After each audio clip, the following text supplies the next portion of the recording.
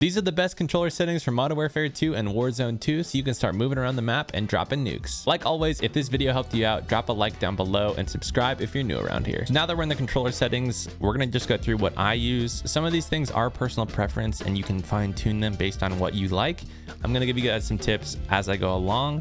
But starting out in the button layout, I personally like tactical. This switches melee and slide, crouch, dolphin dive, those good things. From being on your right stick to B. Personally, I don't use melee that much, and I want it to be quick access instead of having to take the thumb off the stick. I've just grown up using triggers as my ADS and shoot, so that's just what I use. Stick layout, I have this set on default, and controller vibration, I have this turned on off. Controller vibration can actually make you miss targets when your controller's vibrating if you're getting shot at. I'd highly recommend turning this off if you have it turned on. Now, getting into the aiming, sensitivity, and ADS multipliers, I have mine set on the max. I play on 2020. I'm a controller player, 2020 sense.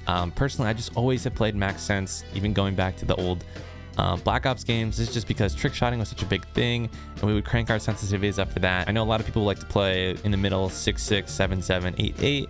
Just get into a multiplayer match, figure out what's best for you if this is your first COD, and then you can go from there. For ADS sense multiplier, I like to set mine to 0.9. This is a good ratio, I think, of ADS multiplier sense.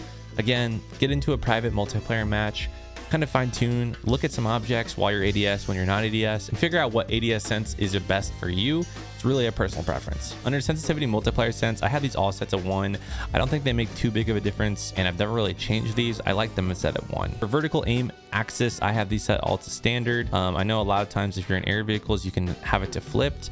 Personally, I just like these all set to standard. And then gameplay, I would recommend these settings no matter what sense you play on, no matter what type of game modes you play. So aim down sights behavior, I have this set to hold. That's pretty standard. Automatic sprint, I like to set mine to automatic tack sprint. So anytime I'm moving around the map, I'm already in a tack sprint and I'm moving the fastest possible that I can. For equipment behavior, I have this set to hold. For weapon mount activation, I have this set to ADS plus melee. For interact / reload behavior, I have mine set to prioritize interact. This is going to help more when you're in Warzone and games where you need to pick stuff up, but I like to prioritize picking things up rather than reloading. And then armor plate behavior, this is also going to apply to Warzone. I like to set mine to apply all. Next, we're going to go to the advanced tab and go through our aim assist and aiming. So for target aim assist, I have this on. So there's a couple types of aim assist that you can choose. Personally, I would suggest either precision or Black Ops. If you're primarily an AR and SMG user, I would say go with Black Ops aim assist. It's got really good sticky aim assist up close. However, at longer ranges isn't the best, and that's why I go with precision. Precision is better for snipers, people who are making precise adjustments at far ranges, long distances, and precision is really the one that I like to go at just because I snipe so much. For aim response curve type, this is best set to dynamic. It'll give you the best aim assist possible. For ADS sense multiplier focus, set this to 1. For ADS sensitivity transition timing, I have this set to instant, and then custom sensitivity per zoom I have set to off. Now, input dead zones is a big one that people might miss when they're going through the settings tab. So for left stick min and right stick min, I have these both set to 0.01. For the left stick, as soon as I move the stick, that's going to mean that I'm moving, and so I want that to be on the lowest possible. And then for right stick, I like to have a little bit of stick drift just because stick drift plus rotational aim assist actually will help out more than not having stick drift, because your controller has more momentum, it's easier to move, and therefore I like it as the minimum. If you're having a lot of stick drift issues though, because maybe your controller's a little bit older, I'd recommend bumping this up. Just go into a private match lobby again, like I said earlier.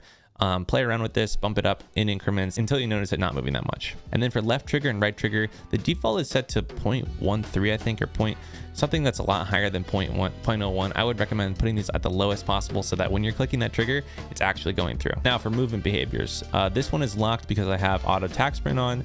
Auto move forward, I have that turned off.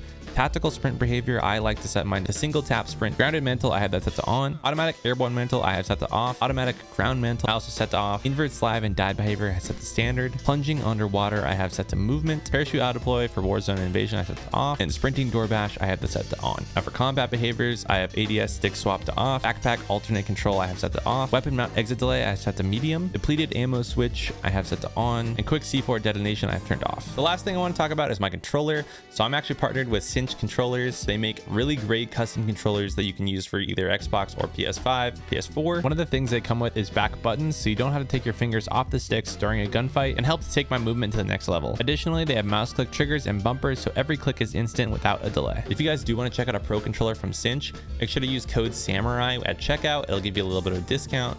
Links also in the description.